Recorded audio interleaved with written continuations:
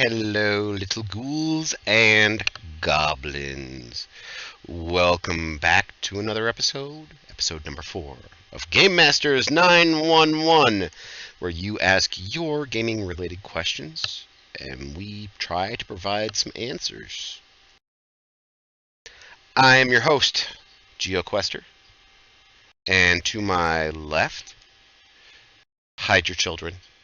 It's the Queen of Darkness, Little Miss Susie Q. Evening, my lovelies. Evening. So, since we last saw you guys, as you saw, I had nothing streaming on my channel. We were down for a little while for Fantasy Grounds Convention number 9 over the weekend. I did not get to play in it. However, Susie Q did. But before she gives us a rundown of what she got to do, I have two special announcements. Special announcement number 1 is we have a person in our chat right now who has a birthday. Starman, today is his birthday. Happy birthday, Star. And as announcement number 2, actually, chat, do me a favor. Why don't we sing happy birthday in chat to him? I am not going to sing because I'll make your ears bleed and I'll suddenly lose every single one of my viewers. But please, throw up some cakes, throw up some emotes, give us a wall to let Mr. Starman know we're thinking of him. Announcement number 2 is Monday is Susie Q's and my anniversary.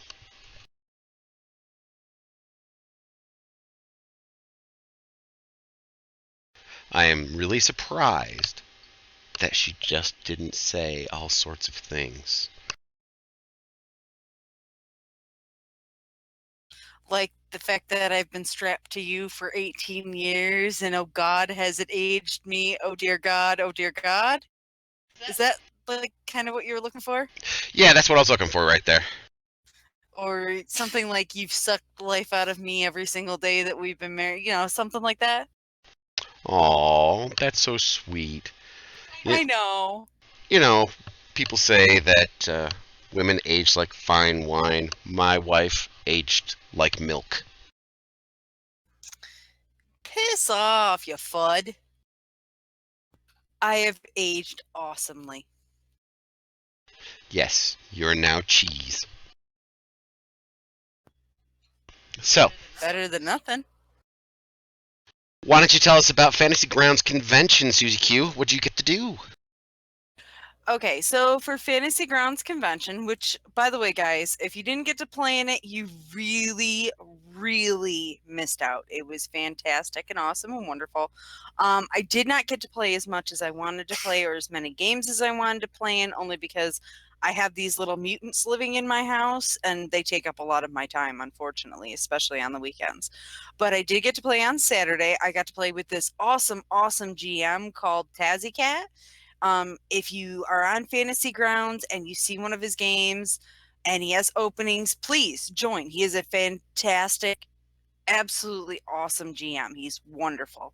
I got to play this game called Uninvited Guests, which was actually really cool. It's a 1 to 4. It's a levels 1 to 4 adventure for Adventure League, which I got to join, by the way. If you get a chance to join Adventure League, do that as well because it's awesome. You get to use the same character over and over and over and over again.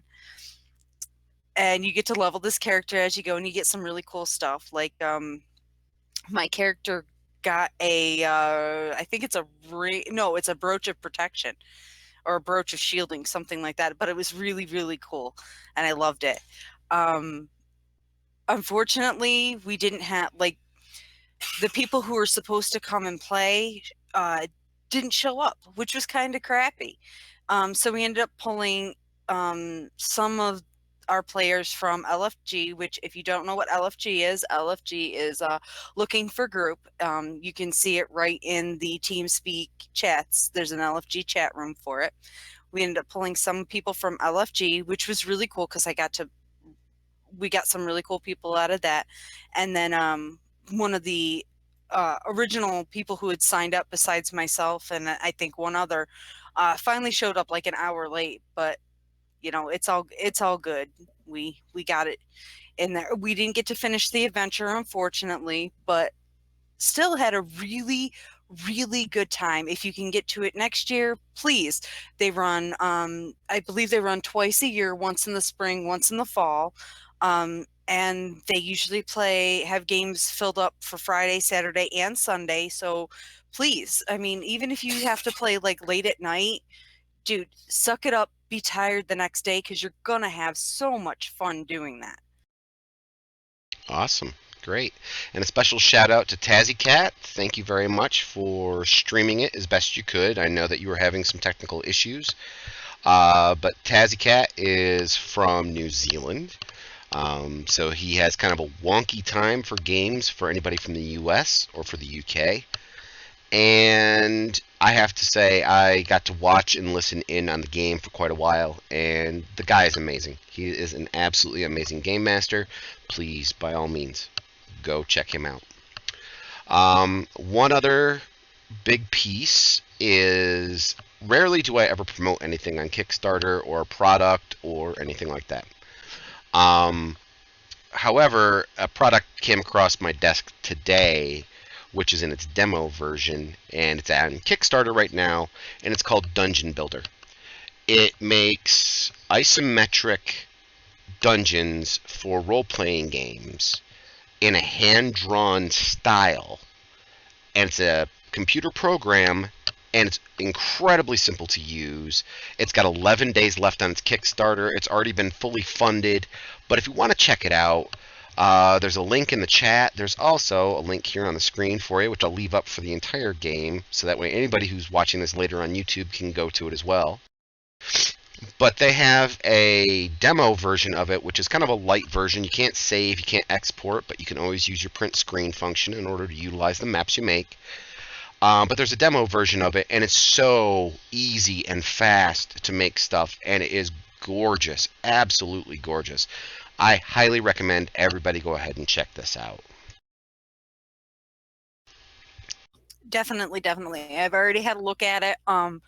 I am, just so you all know, I am rather computer stupid. When it comes to computers, I'm all about the whole click, point, get it done. I don't want a lot of bells and whistles and crap like that. But Dungeon Builder, I'm letting you know, even if you're computer stupid and not very tech savvy, it's really, really easy to use. So for all you not so techy people out there, this would be a perfect thing for you if you're just looking to, build a simple dungeon. Genghis, for the moment, since your question is, does it create random dungeons? For the moment, it creates stuff that you do. You design your own kind of thing. However, they do have a number of goal extensions for their program, and one of the next ones is that you're able to play the game right inside the program. So therefore, like, the game master could make a map, and you could play it like Roll20 or Fantasy Grounds or some of the other virtual tabletops. So let's see what they've got going. I mean, they got a lot of packs and stuff out already, and for about $45 for a typical license to purchase the product, it's really not bad at all. But going forward, I have to reiterate from this last game, or from this last stream that we had, I am going to be running another game in January, February time. It is for female gamers only. It is a science fantasy game, and it's going to be entitled Iron Maidens. It's going to be girl gamers only. Yes, guys, I know, I'm sorry I'm being sexist, but I'm doing an experiment. And it's female gamers only. Not female characters, but female gamers. And for those who don't know, yes, I do already have a slot in this game. I have demanded it, and I'm not letting him not let me in this game. So come on down. You get a chance to game with me. For those of you who have watched my stream and have been going, well, when can we game with Susie? Well, this is your chance, ladies. Come on down and game with me. All right, let's move on. We do have some pretty cool questions tonight. Like, okay, this is like one of my favorite ones. Can my party use dead fire beetles as shields? Okay. My wife and I, when we came across this question earlier today, the two of us turned and looked at each other and laughed about it for a while. And the funny part was I came up with a number of different rules to be able to utilize it. I am all about color. I'm all about the idea of game being interesting and spun on its head. It doesn't matter what the game system is, everything needs to be spun on its head. And for this game, that, like, for example, first level characters fighting fire beetles, not a big, not really a stretch of the imagination. But when you still have fire beetles left over there who are still lobbing stuff at you, what do? Well, I honestly think you should be able to utilize those fire beetles as a shield. Now, you could either, for example, in D&D, you could give your players a temporary +2 bonus to their armor class. Or you could give them temporary hit points equal to the armor class or a portion of the armor class of the fire beetle's corpse. So, yeah, I would allow you to use it. It would be kind of on the fly, to kind of come up with a quick and dirty rule or something to utilize it so it's not abused. But I would allow that to happen. I mean, fire beetles, giant fire beetles, are roughly the size and shape of a shield, so I could see it. Yeah, definitely. Definitely. They are kind of, depending on like what size beetle it is. Yeah, I could see that. Definitely. Okay, for our next question. Once again, it has to do with combat as well. But the mechanics for, and our hack and slashers are going to love this one. Mechanics for mass combat. Oh god, I'm one who hates mass combat, but how do you do what are the mechanics for mass combat? How do you keep track of all that crap? How do you know, like, how much to send in, how much not to send in, blah blah blah? Mass combat is actually a very, very simple thing to run as a game master. It's not the players versus an army, typically. It's usually army versus army, and that's what we're talking about here. The army versus army kind of aspect where the characters are walking through it or fighting their way through it has a number of encounters. Think of a mass combat like a dungeon unto itself. It has a series of encounters that your party is going to face. For example, we just had one in my Friday game in Return of the Wraithborn, where the characters are running through a hive, and they're trying to escape the hive. Well, those characters are not going to stop and fight every single thing along their path. There's going to be other combats that are going on around them. And we did. We had soldiers and goblins and spider eaters and all sorts of things fighting each other. Oh, excuse me. I have a little bit of allergy, so therefore I have this annoying cough. Forgive me. But those combats that happened around the outside, the periphery, those things were just color. It was like me describing what the walls look like, or what the terrain looks like, or the lighting effects. And I only focused the players on the combats that they were having in themselves.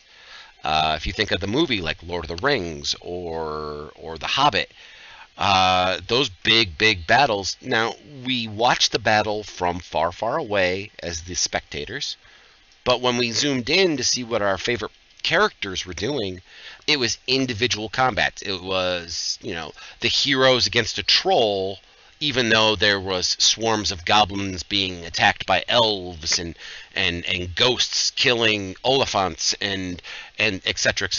It doesn't really matter what was going on around. That was just color.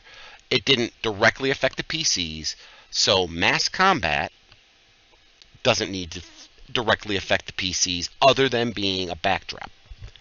Now, if you're going to be doing mass combat versus mass combat,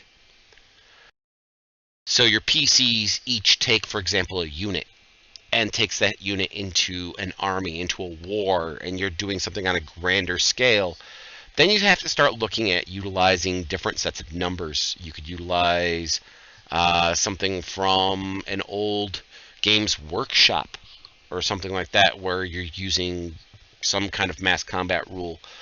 But there, for D&D, Pathfinder, and a few others, there are rules for mass combat, but they don't lend to making fast gameplay. And if you want to play out every single combat that's going on across the map, that's the way to go, is to actually roll everything.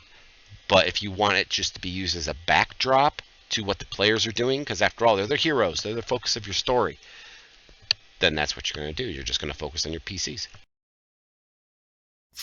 Again, I really hate mass combat. Just saying. Okay. Once again, we're still dealing with combat here. How do you decide what attacks your monsters and such like that are going to use without going for a TPK? You got to get into the mindset of your monsters. Now, I'm one of those game masters who I always root for the PCs to beat whatever I've made, and I really enjoy the fact that I see them overcoming obstacles. But there are times where there is, we'll say, the Dragon in the Darkness that has the ability to wipe the players out in one hit. Well, think about your creatures before you start utilizing them. If terrain is an obstacle or an effect, then start using your terrain. So that way your players have the option of being able to get out of the way of that big, giant, nasty 20-die breath weapon that's going to come flying at them. Running is always an option for the player characters. Allow that option to be utilized. But when I make my attack rolls and my decisions for my creatures as the NPCs, I see them just like I would see playing a character myself. They would always use whatever is pertinent to that situation. If they want to use their heaviest hitting thing, that's what they're going to use, because they want to down that fighter over there. And same thing with choosing their targets. Their targets for mindless things, I usually utilize whoever hit them last, or whoever attacked them last. For smarter creatures, they understand that they can gang up, or they can separate things from the herd. So, pulling a PC out away from the rest of the group so they can single it out and kill it. Those make the combats a lot more exciting and dynamic, because going into the combat, it could be the same set of goblins room after room, but they're going to react differently every single time, using their abilities and using their own tactics. Okay, so then what do you do if you either accidentally, or there are some GMs out there, introduced an overpowered plot element? Like, you've got 4 6-level PCs, and suddenly there's an adult male red dragon who they have just kind of stumbled upon it. You either rolled it on the encounter table or what have you. I never roll anything on an encounter table. None of my games are ever random. They look random. They act random from time to time. However, that element of randomness is not... It's not justifiable to the players. It's not justifiable to your plot line. It's not justifiable to your game. Now, I can understand you're walking down the street and suddenly a set of guards pops up around the corner as a quote-unquote random encounter because you rolled that on a table. I can understand that if that is something that's going to be logical. But randomly rolling an insanely difficult creature, like, for example, a red dragon or a group of boule, or something just comes erupting out of the earth to just eat you, that is ridiculous. and that's where the caveat of the game master waving his hand over the dice and making them magically change has happened. I would never want to instill a random plot element.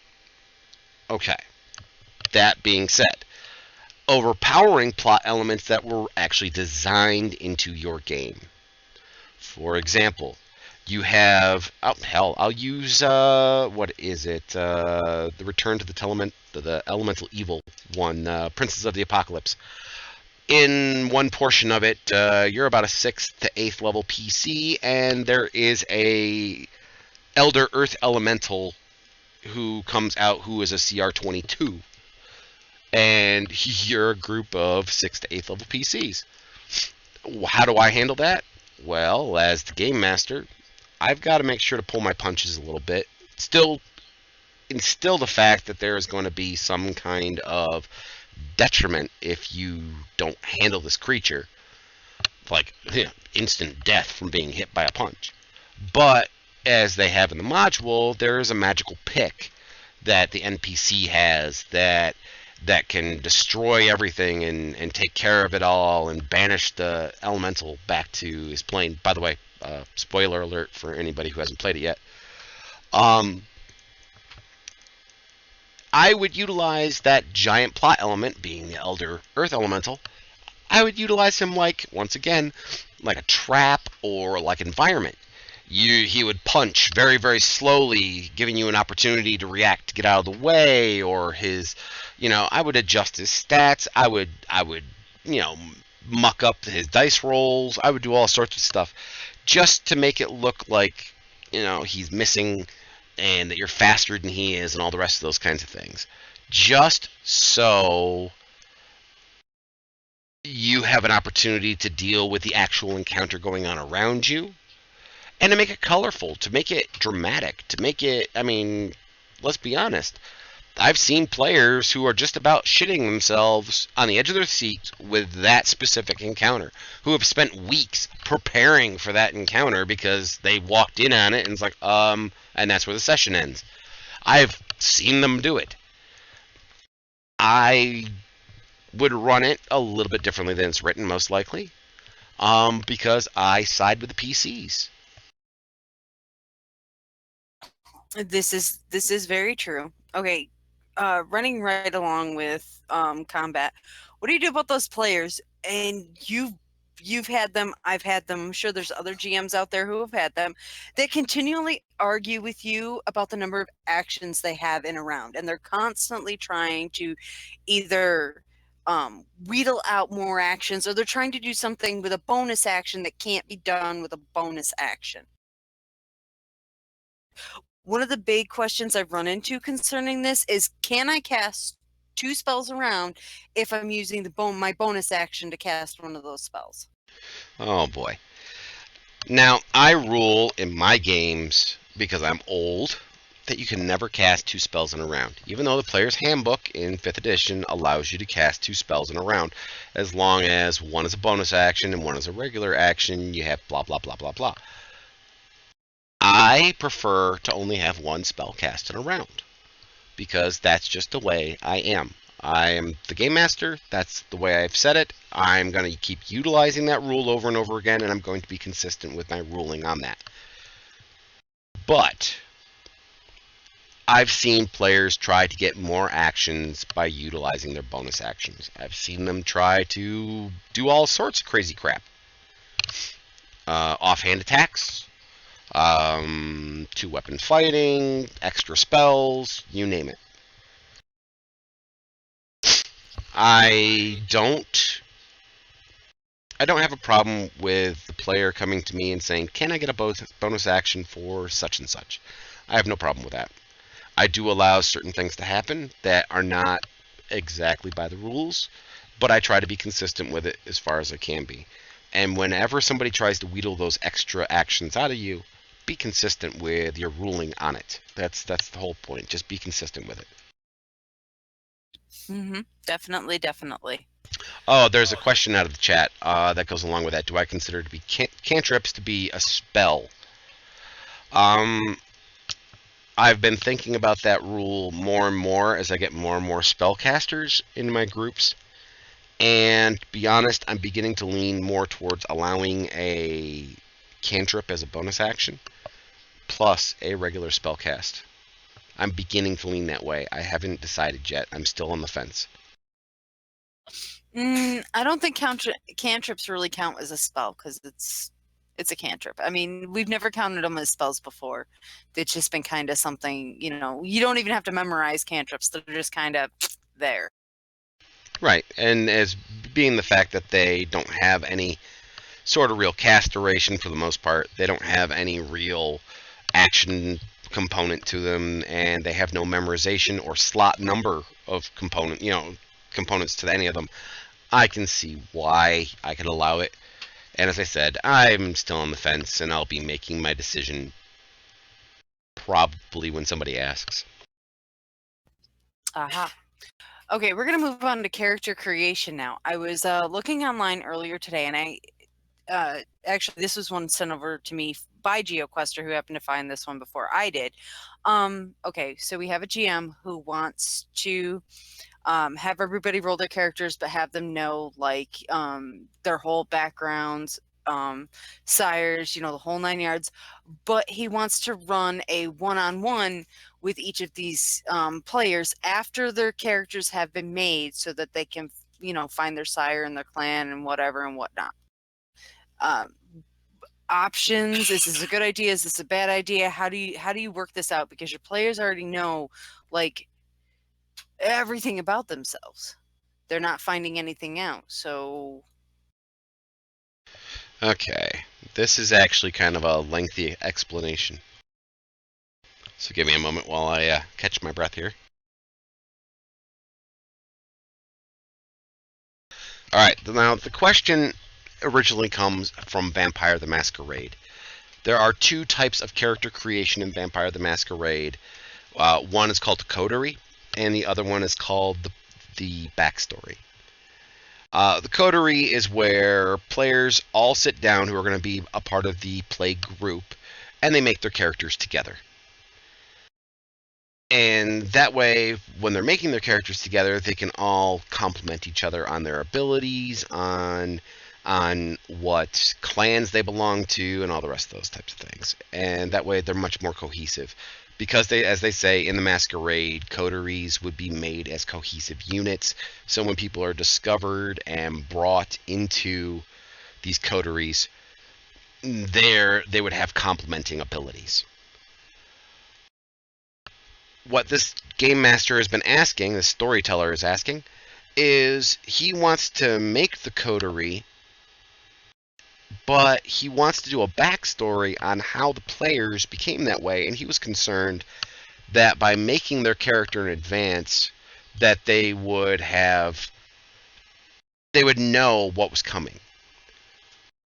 Believe it or not, doing a session 0 after doing a group character creation session is actually pretty amazing. Think of it this way. We are at, we'll say, episode 1 of a new television series. Episode 1 always gives you a little backstory on each one of the characters. Now, we all know, like, for example, people wake up on a spaceship and they all discover that they have special abilities, but they don't remember any of their background. But in the next couple episodes, we start getting flashbacks onto why is the heavy gunner, why is that person the heavy gunner? Oh, okay, you go back and you find out that this person was a soldier. And then, okay, what about this person who's a really cool techie? Okay, that person was a street rat that learned tech on the fringe. Well, just because you have a character sheet sitting in front of you at level 1 or at a fledgling level or whatever the character point basis may be, doesn't mean you didn't have a life beforehand. And role-playing that life beforehand after you've made the character is actually amazing, because the Game Master can then do session 0s for each one of these players based on their new character. We'll say the storyteller looks at their vampire character, and this character is a Brujah, who is a gearhead who has big repairs and motorcycles and all the rest of these things, but not really much in combat because this one's supposed to be the driver or something for the Brujah.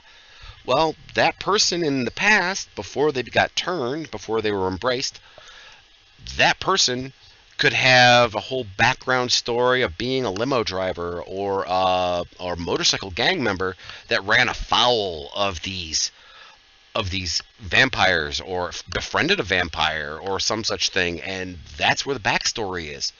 Just because the player knows that they're going to end up being a Brujah mechanic doesn't mean that they know what happened before they became a Brujah mechanic, and it adds just that extra level of depth and role playing and gives you the option as the game master or storyteller of what kind of information that player specifically knows that the rest of the players don't.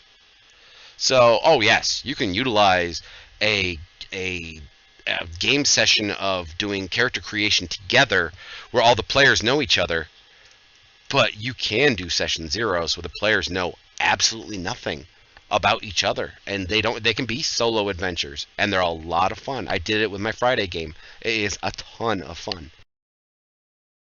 That it is, and I think we've developed a much better role-playing aspect to that game than we would have if we had just jumped in knowing each other. So yeah, I'm definitely happy about that. Okay, now going along with character creation, point buy versus standard array. People are always asking about this, which is better? Do you like point buy? Do you like standard array? Or my personal favorite, 44 reroll ones. Take the top 3. I mean, 46.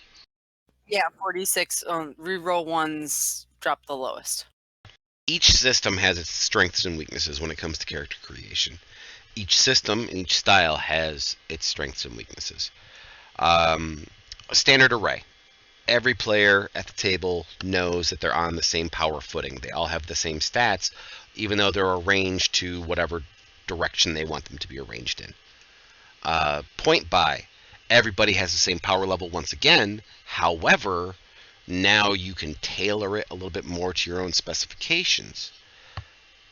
The rolling of dice, whether it's 3d6 taken straight, or it's 4d6, or what have you, whatever your method is for randomly rolling your stats, you're going to have a variable power level on that one, and in and of itself can cause a lot of wonderful roleplay opportunities. Yeah, it can. Especially if you're playing second edition, where if you roll an 18 for strength, you have the opportunity to roll percentile dice. And if you end up with like an 1800 strength, it means you're like freaking Hercules and shit.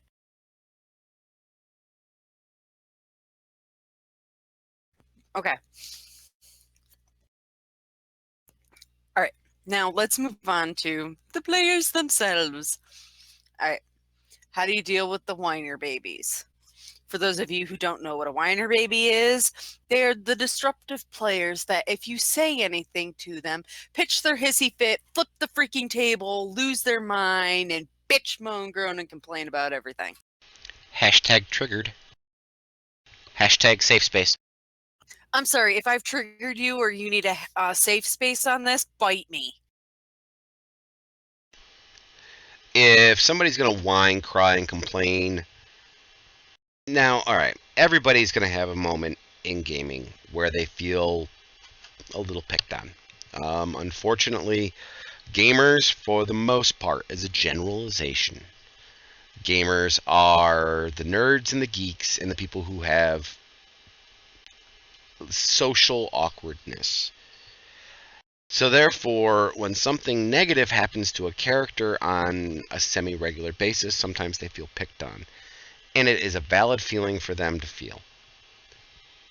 However, if a player constantly is whining over something, whether, I mean, now it's one thing if it's a consistent whine, if it's like, I wish Fireball was a D8 versus a D6, if that's the whine, you just go, dude, there it is, move over, just move on, don't worry about it. But if they're whining about different things at every game session and it's the same person whining all the time, then maybe role playing with that person is not, conducive for that person. That group may not fit, and that game master may not fit that person. And there's no amount of trying that is going to help you with that. Yep. Same thing goes for you little bitch boys out there, and you know who you are. I'm not calling anybody out. Don't be jumping in people's safe spaces with your giant Q-tip of doom. Whatevs. Okay, now, right along with character, like the different characters, those who go off the whiteboard. We've had several of these. They're just like, yeah, I'm not going to stick with the party. I'm going to go climb those mountains over there. Whiteboard walkers, the White Walkers, are perhaps my favorite characters and players to have. I've had people who play characters that are White Walkers.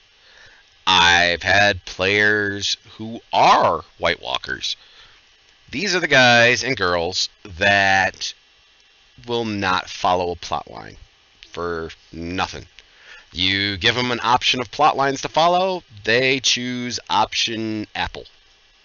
Because option Apple appeals to them that day. I have a friend of mine who plays in my Friday game, Ken, who almost derailed an entire campaign with a coin. And to be honest, that is up to the game master. You're going to have your White Walkers. They're going to be out there. You will run across them from time and time again. They're not the most plentiful of species of gamer, but they are out there, and you will run across them, especially now that people are gaming online. I have to say, they really are the most fun to play with, to be honest. I love following the whiteboard walker. I like them too.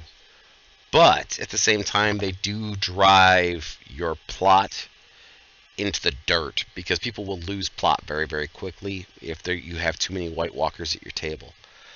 At that point, you have to become a reactive game master and react to what the players are doing in order to wrap everything back together again. For example, throwing the plot hole MacGuffin into a swirling vortex of evil just to see, hey, what does it do? You can either say it flies through the air and does absolutely nothing, or B, you could say, yep, it flies through the air, enters the vortex, and you've lost the MacGuffin. Or C, you can do what I did and make an entire adventure about the fact that they threw it there. Now, at the time, the players thought that I was on my heels and I was attempting to react to something that was chaotic and not expected. But, as my players have found since then, I don't allow things to happen in my game that I don't already plan for. Having a side quest adventure prepared in case they went off topic that wrapped them back around and brought them back to the plot, they understand now that I have things ready and waiting. Yeah, hashtag YOLO. That's all I'm going to say about that one. Ron. I wasn't naming names. I was just coughing. Yep. Okay, my next favorite subject, metagaming. For those of you who don't know what metagaming is where you take out-of-game information that your character doesn't know but the player may know, and you bring it into game like you're not supposed to do. How annoying are those little bastards? Metagamers are my second least favorite gamer. My first least favorite is the rules lawyer. I cannot stand rules lawyers. If they stand up and quote the book to me like it's a Bible, I will shoot them in the face with a Pan-Galactic Gargle Blaster. However, metagamers I absolutely hate. The best thing about metagamers to do, from a game master perspective, is to utilize that against them. Just because they know that, a red dragon shoots fireballs, and you may know the stats of those fireballs, doesn't mean that this red dragon does that. This red dragon may barf the gray oozes on you. Oh, yay. So why not, change things up? If you got somebody who's metagaming and using out-of-game information, you can either change things up and change the information, so therefore what they know is not true any longer, or you can go the opposite direction, and I've seen a fair number of game masters do this, and punish the player. I prefer to talk to my players and say, hey, look, take them off to the side and say, hey, look, you're metagaming a little bit. I really prefer that you didn't do that. And explain to them what they did, explain to it how it could be better, and have moved forward with that. I've never had an issue with that. But I do know of game masters who have penalized players' magic items, have penalized players' experience points, have penalized players their own character. They've just said, guess what, you can't play in my game, or guess what, your character's dead. In some of my tables, we have an unspoken rule, which I have, since going online, I've had to actually tell my other players. It's called the shut up, you're dead rule. When players start trying to converse with each other and tell each other out-of-game information so they know what's going on, they get a shut up, you're dead. After 2 or 3 shut up, you're deads, then you're shut up, your character is dead. But that has never really ever happened. I mean, I've never had to kill a character from that. I don't want to have to kill a character, but hey, people who play without a game information, they deserve it. I do have to add an addendum to that. There is a time when using out-of-game information is okay, but keep in mind, players, this is the only time that out-of-game information is okay, and it's going to be in World of Darkness, particularly Vampire the Masquerade. So if you play Vampire the Masquerade, you're probably already going to know who I'm talking about, Mall Caves. Now, for those who don't know what a Mall Cave is, Mall Cave are the loosey-goosey, loony, batshit bozo vamps. They hear voices, they see sparkly things, they are schizophrenic in all senses of the word. Well, I have to disagree with that, because not all Mall Caves are schizophrenic and hearing voices. A good number of them are. The only prerequisite is the fact that they were driven insane when they were embraced. That's fine and dandy, but for the most part, most people play them as schizophrenic because it's one of the easiest. Correct. They can be schizophrenic, but there's other things you can play them as. And so, hearing the voices that are out of game and responding to them in game. Okay, I did this in my own Ravenloft game as a player. My character lost a sanity roll. My game master said play with it, and I responded in character to what the players were saying out of character.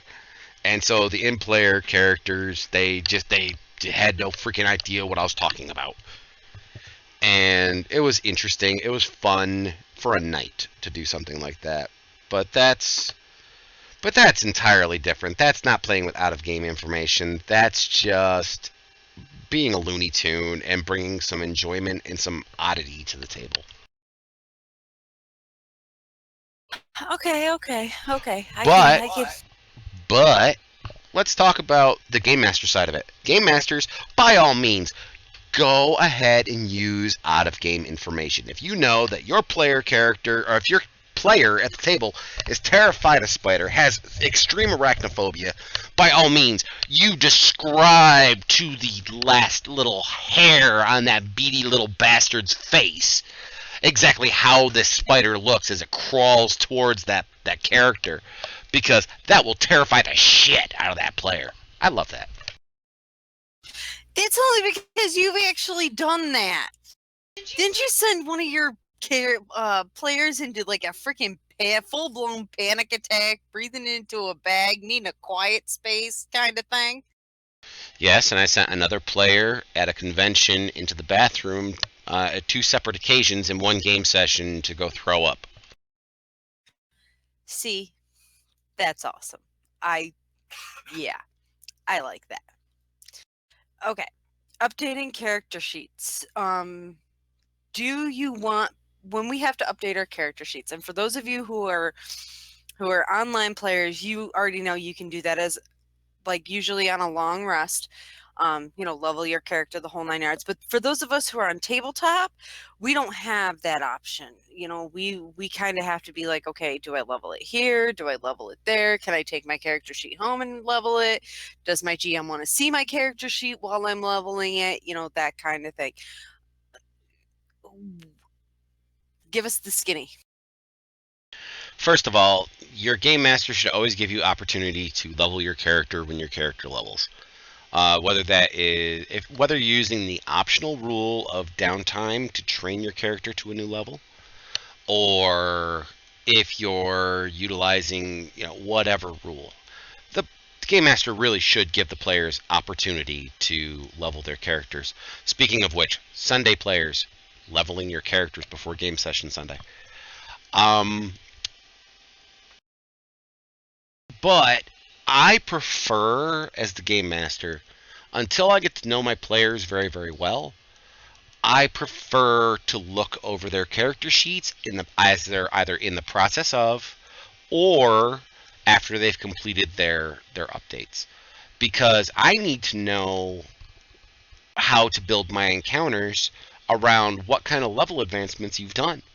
I mean, if you're going to go from being a barbarian to a paladin, by multi-classing at this new level, I need to know that the things that I'm throwing against you, you now have new abilities that can, either confound them, or the fact that you're no longer I'm not going to use my rage anymore. I've decided to follow a peaceful path. I need to know these things in order to apply things.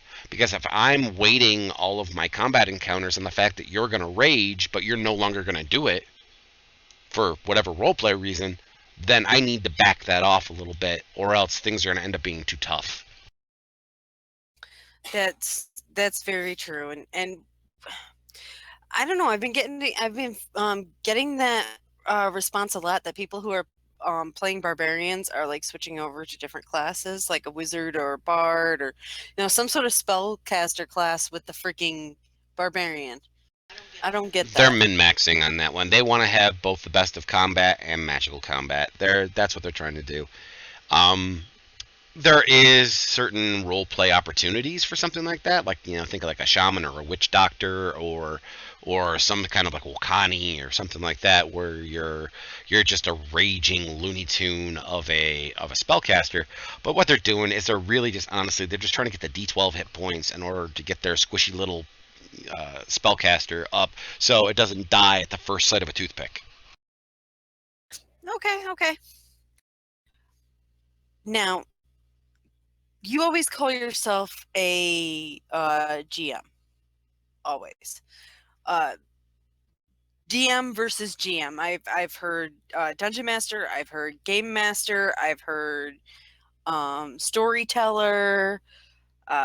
Different variations. What's the big hubbub and what's the difference? Okay. A Game Master, a GM, is a DM, is a Dungeon Master for Dungeons and Dragons, is a Storyteller for World of Darkness, is a Fate Caller, is a referee, is a etc., etc., etc. However, a Dungeon Master is not a Game Master. A Storyteller is not a Game Master. Because being a Dungeon Master means you mastered one game, Dungeons and Dragons or Pathfinder. Being a Storyteller means you've mastered World of Darkness. Being a referee means you could have mastered one of various other games. But notice it's one game. A Game Master, to call yourself and truly call yourself a Game Master, you have had to have Game Mastered, refereed, overseen many, many different systems. Dungeons and Dragons, World of Darkness, GURPS, D6, you name it. If you have done those other games, you can call yourself a game master. I call myself a game master because I'm a prick and I'm full of myself, and well, honestly, I think I'm the best thing since sliced bread, and I know it. Never mind the fact that you've actually run 90% of the games that you've just mentioned. I've run 100% of the games I just mentioned, and I've run 100% more. As I said, I've run over 180 different systems. And for those of you who don't think that there are that many systems out there, yes. Yes, there are. They may be, they may all use the same type of dice, but believe me, GURPS, which uses D6s, and World of Darkness, which also uses D6s, completely different. World of Darkness uses D10s. D10s, sorry. GURPS uses D10. 3d6. World of Darkness uses a dice pool of D10s. D6 uses a pool of D6 dice along with a wild die. D20 games use, D20 games uses a D20 to determine things, over and over and over and over again. If you can understand the basic mechanics of pretty much any one of those types of things, if you understand face rip, if you can understand, what's physical beauty versus size strength, if you can understand what PPE are versus ISP, if you can understand those kinds of things, then you are a game master. If you know the difference between juicers and glitter boys. Stuff like that. Okay. Sorry, I'm just looking through my stuff for a question. Give me a second. Okay. Boosting ability scores. What? All right. I don't know how it goes. Well, I know how some of the systems go. Like, for D&D, you get your ability score boost every 4 levels. Well, you can have an ability score boost every 4 levels. For GURPS, you have like, because GURPS is pretty much a point buy system, you put points into different things. For Star Wars, it's almost the same thing. It's a little bit different, but you can add dice to stuff. For like Rifts, you level stuff, blah blah blah. Ability score boosters. How do you work those in? As in, outside of the leveling process, outside of the character process. Yes. Because like I said, GURPS, you're not for instance, GURPS, you're not exactly leveling. But you spend your character points on buying new abilities based on a specific formula. For GURPS, you do the same thing in World of Darkness. You do the same thing in D6. You get percentile bonuses and additional bonus rolls in all the Palladium systems. You get X number, Y number, Z number in a bunch of other D20 based systems. So, are you saying like magic items or training, or what are you saying? Because we covered this last week. Oh, we did. Sorry guys, I've been working my butt off all week, and certain things I don't always remember. So when I come across a cool question, I'm gonna ask it. No, GURPS is not used in Warhammer. No. Warhammer is a game system unto itself. There is 2 different versions. Technically, there is Warhammer Fantasy, which is done in one style, and then there is Dark Heresy version of Warhammer 40k, which is another role-playing system that you can do entirely different things. Think of the Dark Heresy version very much like Pathfinder versus the Warhammer Fantasy, which would be D&D. D&D is a very basic game with very basic ideas. Pathfinder is a lot more complicated. Not by much. I mean, honestly, anybody who's been gaming with D&D understands Pathfinder. But same thing with Warhammer Fantasy versus Warhammer 40k Dark Heresy. It's the same basic principle. It's just a little bit more advanced of a system and a lot more tailored to the specific game world. Yep. And for those who don't know, yeah, Warhammer 40K, they're the gamer funk we talk about. No. There's a difference And between the card game. there's a difference between the RPG and the people who are the war gamers. 40K is a war game first and foremost. Dark Heresy is its RPG component where you get to play a tabletop version. Okay, that's right. I keep forgetting that there's even the RPG component. All I see are those creepy little figurines. I like those creepy little They're figurines. They're all over my desk. They're not dolls. They're action figures. They're miniatures. They're not even dolls or action figures. I think our daughter plays with them sometimes, doesn't she? Yeah, she likes to have the orc torture Barbie or something like that. I'm not sure. Oh. Creating paranoia in your games. well, other than the fact that there's actually a game system called Paranoia, we'll bypass that one because that one's kind of self-explanatory. Increasing paranoia goes right back to the out-of-game information thing. Noting the fact that, for example, the game master does not need to follow the rule of out-of-game information. Out-of-game information is absolutely fantastic. However, it's easier to create a sense of paranoia in a face-to-face game than it is to create a sense of paranoia in an online game. Online games, for people who have never played with each other before, they are always paranoid to begin with. The characters don't know each other, the players don't know each other, they don't know how they're going to respond to certain things, and so therefore that kind of stuff will happen. And the game master capitalizing on those things is just part of your toolkit. Doing it in a face-to-face game is a lot easier. For example, taking a blank piece of paper and just passing it to a player and smiling at them and them turn around smiling at you. The other players seeing this automatically become paranoid. They want to know what's on that piece of paper. Writing down on a piece of paper, laugh at such and such, pass this on to the next player, don't let that player see it. And then everybody does it. Increases paranoia. These are typical little game mastering tricks I've used in the past, and they work effectively no matter how many times you've used them on the same person over and over and over again, or the same group over and over and over again, because every once in a while you got to slip on that piece of paper. You know, this person turned blue, be sure to laugh at them. Don't let them know that they've turned blue until they look into a reflective surface. On a side note to that, if you're passing a note and you actually have something written on it, please make sure you write legibly. We don't need another I said shoot Brett, not shout Brett incident. Okay, that was interesting, and yes, okay, I scrawled that a little bit faster than I was expecting. Exactly. Okay, and lastly, this is a silly question to round out our night.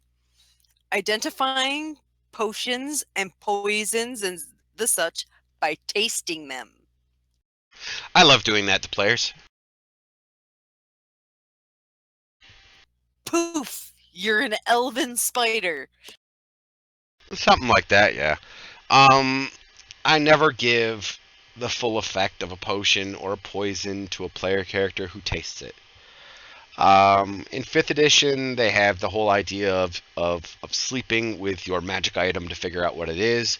Please go ahead and insert the jokes about the booty calls for the brand new magical boots on the Friday night game. Go ahead.